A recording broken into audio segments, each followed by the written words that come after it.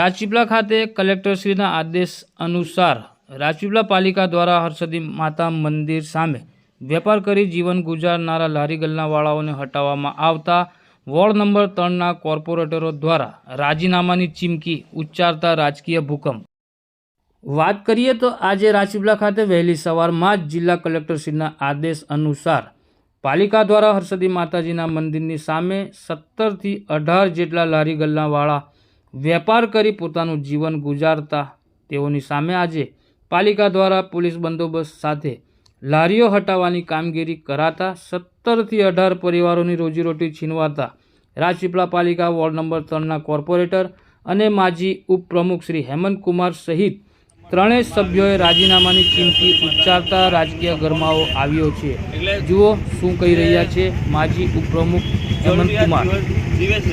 લારીઓવાળા આખા રાજપીપળામાં દબાણ છે। જે લારીઓવાળાનું કેવું છે કે રાજપીપળા છોડીને અમારી ત્યાં કમ આ રીતના લારીઓ હટાવે છે અને નુકસાન કર્યું છે। એ રીતે અમે કોર્પોરેટર એવું કહે છે કે જો આ લારીનું નિરાકરણ ના આવે તો અમે રાજીનામું આપવા બી તૈયાર છીએ।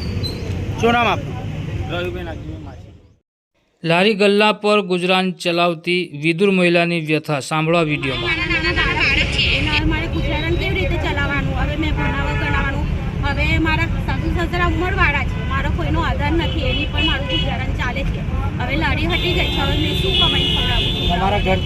મારા ઘરથી મેં જ છું ને મારા સાસુ સસરા છે, ઉંમરવાળા છે। મારા ઘરવાળાનું એક્સિડન્ટ થઈ ગયું છે, આજે 5મું વર્ષ ચાલુ।